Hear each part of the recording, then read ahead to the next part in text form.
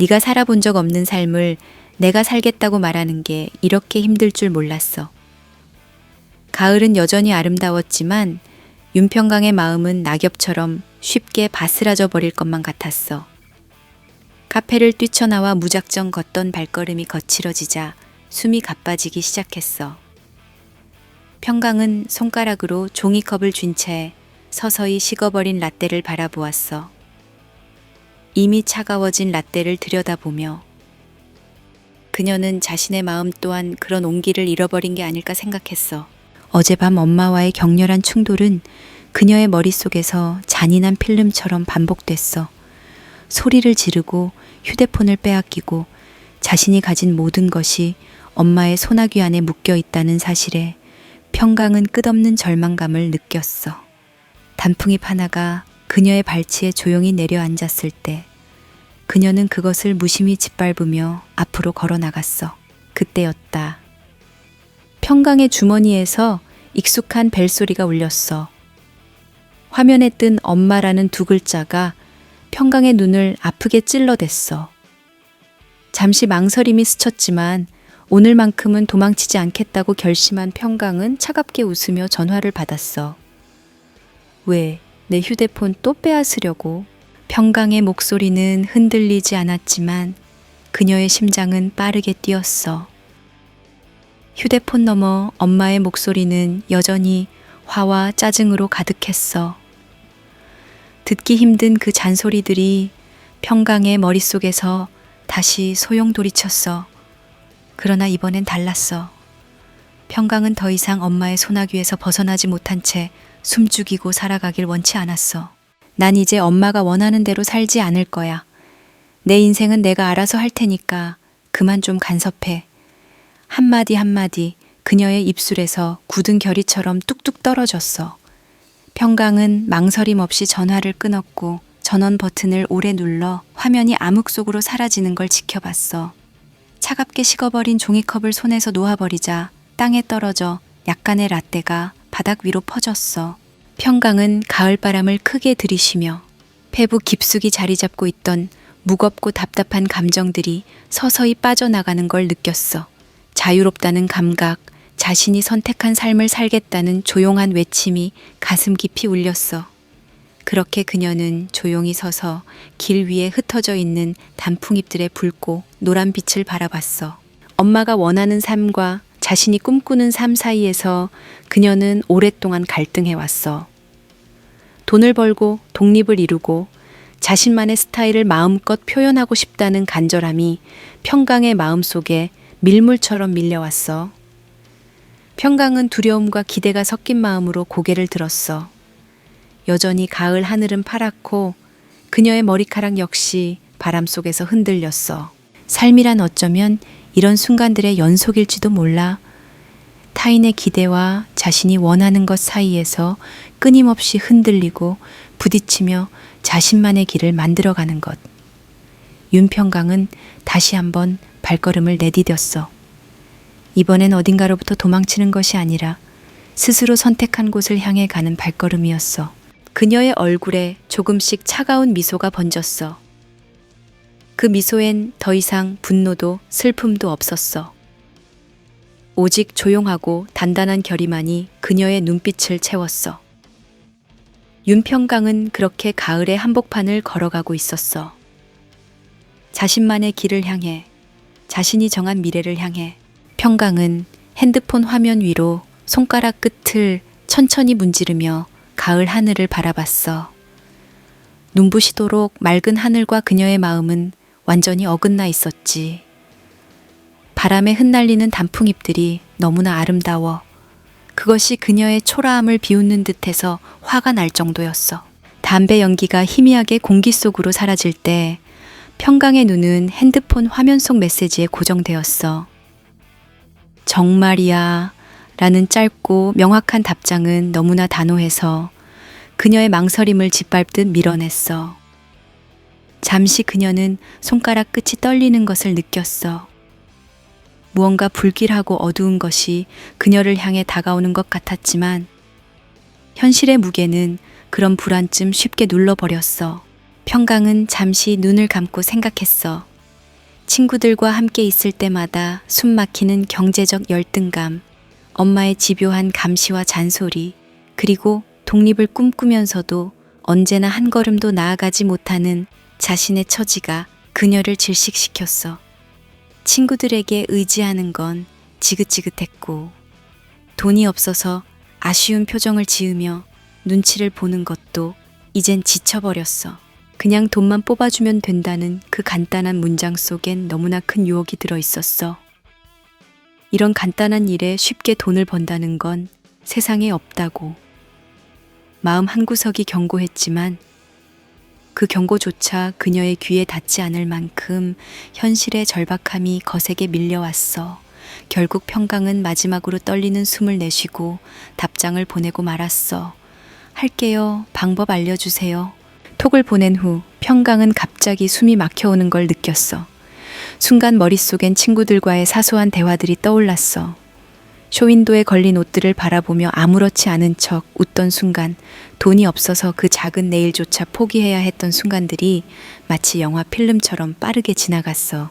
하지만 돌아가고 싶지 않았어. 어두운 그림자가 자신의 뒤를 바짝 쫓고 있다는 것을 알면서도 평강은 애써 모른 척했어. 그녀의 마음엔 이제 오직 돈에 대한 갈증만 남았어. 돈이 그녀를 해방시켜 줄 거다는, 독립과 자유를 줄 거다는 맹목적인 믿음에 모든 것을 걸기로 했던 거야. 편의점 뒤편 골목길을 나서면서 평강은 맑고 깨끗한 하늘을 한 번 더 바라봤어. 지나치게 눈부신 가을의 햇살 아래서 그녀의 파란 머리카락이 서늘한 바람에 흔들렸어. 그 순간 평강은 알았어. 이 선택이 어쩌면 영원히 돌이킬 수 없는 너무나 위험한 길이 될지도 모른다는 걸. 그렇지만 그녀의 발걸음은 이미 뒤로 물러설 수 없는 곳을 향하고 있었어. 머릿속에서 끊임없이 맴도는 그 단어가 그녀의 양심마저 무감각하게 만들어갔어. 돈, 돈, 돈. 이제 그녀는 그 한 단어의 노예가 되어가고 있었어.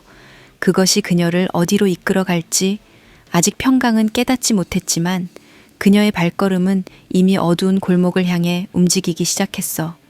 그렇게 평강의 가을은 서서히, 그리고 조용히 그녀를 파괴할지 모르는 선택의 그림자 속으로 사라져갔어.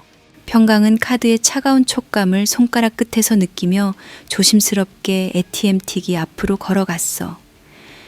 가슴속에 묘한 긴장과 설렘이 뒤섞이며 얇은 마스크 너머로 숨이 살짝 떨리는 게 느껴졌어. 한 번, 두 번 그녀는 화면의 숫자를 신중하게 눌렀고 기계에서 뻑뻑한 지폐가 쏟아지듯 나왔어. 50만 원씩 인출된 지폐들이 차곡차곡 쌓여갔어. 그렇게 평강은 500만 원을 모아 약속된 지하철에 지정된 박스 안에 넣어두고 조용히 기다렸어. 시간이 천천히 흘러가고 긴장 속에서 휴대폰 알림이 울렸어. 지하철 박스 확인 끄가. 톡의 간단한 메시지에 심장이 쿵쿵 뛰었어.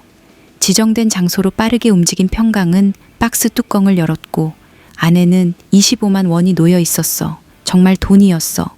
평강의 입겐 저절로 미소가 번졌어. 별거 아닌 일에 25만 원이라니.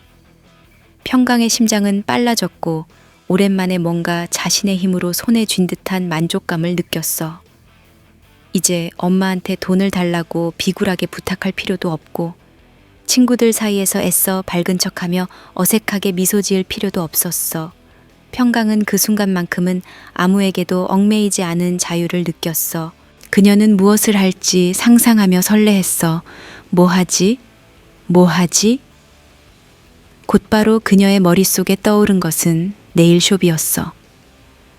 손끝에 반짝이는 화려한 색감, 큐빅이 반짝거리는 손톱을 떠올리며 발걸음을 재촉했어. 무언가를 선택할 수 있는 자유, 작은 사치에 대한 기대가 그녀의 발걸음에 속도를 더했어. 파란 붙임머리를 흔들며 그녀는 투명한 가을 하늘 아래 환한 미소를 지으며 네일숍으로 향했어. 반짝이는 네일을 받으며 그녀는 잠이 들었어. 늦가을의 바람은 생각보다 매섭고 집요했어.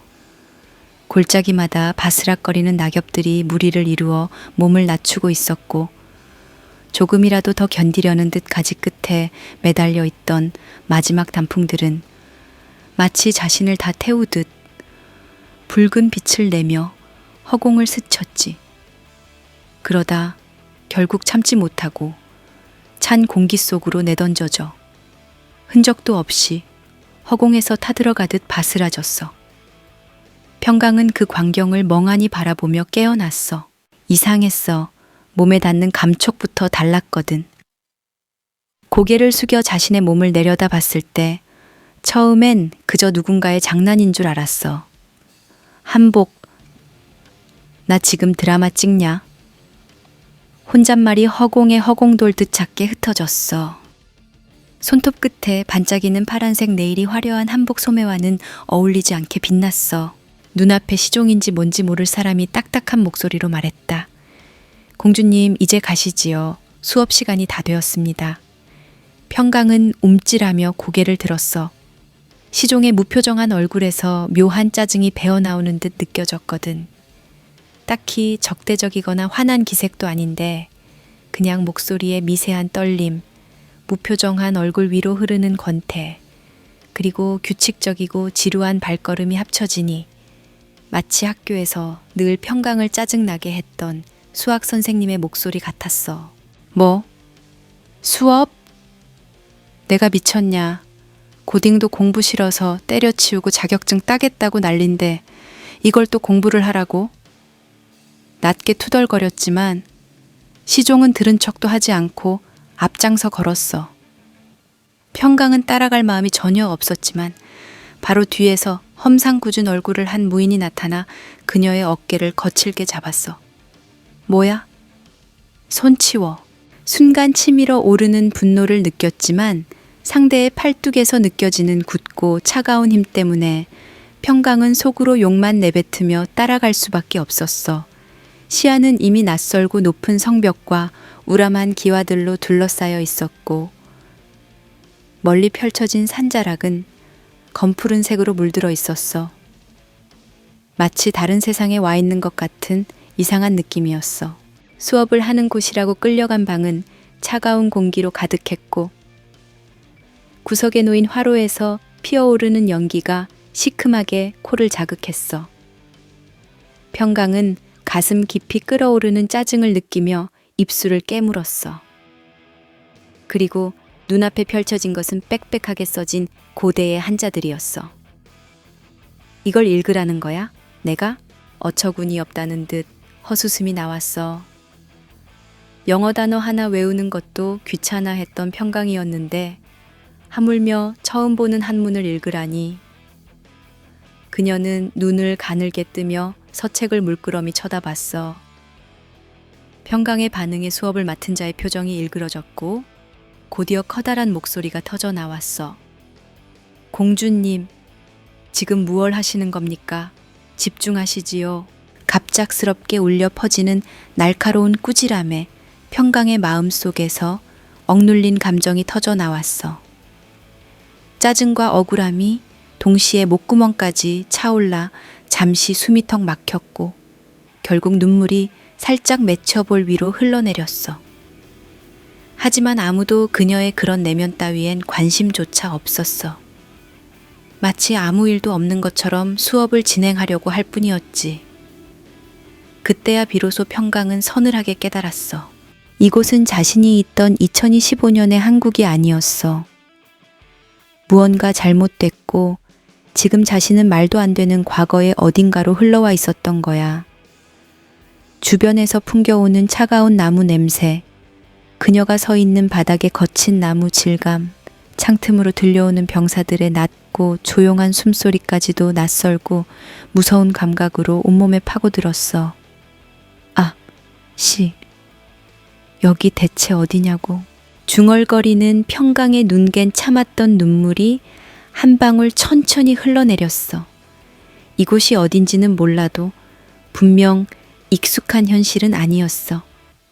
바람은 더욱 거칠게 방문을 흔들며 비웃듯 바깥의 나무를 사납게 흔들었고 그녀의 마음속에 솟구치는 불안도 함께 덜컥거렸어.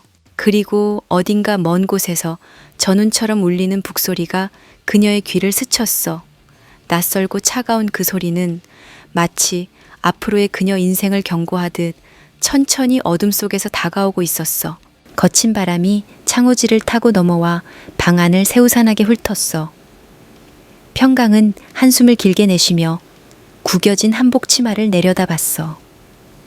빛바랜 등불 아래 한복 위에 덧대어진 자수의 섬세한 실들이 어지럽게 반짝였지만 그녀의 눈엔 그저 답답하고 숨 막히는 구속의 흔적일 뿐이었어.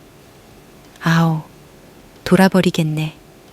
핸드폰만 있었어도 틱톡이라도 했을 텐데. 방 안에는 희미한 숯불 냄새가 은은하게 감돌았지만 그녀의 머릿속은 시끄러운 잡음들로 가득 차 있었어. 친구들과 보내던 PC방의 어수선한 웃음소리, 돈 없어서 망설이던 옷가게 앞에 쓸쓸한 풍경. 모든 것이 한꺼번에 밀려와 머릿속을 어지럽게 휘저었어. 방문이 슬며시 열리더니 또 그놈의 시종이 얼굴을 들이밀었어. 이번엔 뭘까 싶어 평강이 먼저 불만 가득한 목소리를 내질렀어. 야, 또야. 진짜 왜 나한테만 공부하라고 그래? 예쁘게 꾸미고 놀면 안 되는 거야? 그러나 시종은 말없이 그녀를 바라보았어. 그저 무표정한 얼굴에 묻어난 차가운 기운이 더 서늘하게 다가왔지. 결국 그녀는 입술을 질끈 깨물며 다시 마지못해 일어났어. 귀찮은 감정이 올라왔지만 거칠고 싸늘한 바람이 몸을 휘감자 정신이 좀 들었어. 등 뒤로는 좁고 어두운 돌복도에 차가운 기운이 파고들었어. 발을 디딜 때마다 싸늘한 돌의 질감이 발바닥을 통해 고스란히 전해졌고 아름답게 장식된 비단의 겉옷 아래 허전한 마음은 쉽게 채워지지 않았어. 공주님, 가셔야 합니다. 시종이 다시금 말했지만 그 말엔 그 어떤 감정도 없었어. 평강은 그 차갑고 텅 빈 음성을 듣고 있자니 자신이 이곳에서 얼마나 외로운 존재인지 새삼 깨달았어. 어렵게 끌려간 연회장은 처음 보는 사람들로 가득했어. 저마다 화려한 비단과 금실로 치장한 옷을 입은 대신들과 공주들 사이에서 평강만이 유독 초라하고 낯설었지. 더구나 자리가 문제였어. 명색이 공주라면서 맨 뒤편 구석에 어두운 자리였으니까. 연회장 가득 울리는 음악과 웃음소리는 그녀에겐 소음일 뿐이었어. 몇몇 공주들이 그녀를 힐끔거렸고 대신들은 그녀가 보이지 않는 사람처럼 행동했어. 뒤늦게 들려온 소문은 그녀의 가슴을 더욱 싸늘하게 만들었어. 그녀의 어머니는 시종 출신의 후궁으로 왕에게 사랑받지 못한 채 조용히 죽어갔다고 했어. 평강만 덩그러니 남겨두고서. 결국 그녀의 삶은 처음부터 외롭고 차가운 것이었어. 연회가 끝난 후 어둑한 방으로 돌아와 혼자 앉아있던 평강은 허탈한 마음으로 자신의 손톱 끝을 바라봤어. 예쁘게 칠해져 있던 네일아트가 조금씩 벗겨지고 있었고 그녀는 마치 자신의 자존감이 그것과 함께 벗겨지는 것 같아 속이 울렁거렸어. 갑자기 차가운 바람이 그녀의 뺨을 세게 훑고 지나갔어. 문득 엄마가 생각났어. 무섭고 급발진을 자주 하던 엄마였지만 그립다는 생각이 처음으로 들었어. 아, 진짜 미치겠다. 혼잣말이 어둠 속에 흩어졌고 그녀는 다시 한번 눈을 질끈 감았어. 이곳이 어디든 어떻게 해서든 다시 돌아가고 싶었어. 하지만 한 가지 분명한 사실이 있었어. 여기에서 살아남으려면 이곳의 법도를 익히고 살아남아야 한다는 걸. 그래야만 다시 돌아갈 방법을 찾을 수 있을지도 모른다는 생각에 그녀의 심장은 어둠 속에서 조용히 쿵쿵거렸어.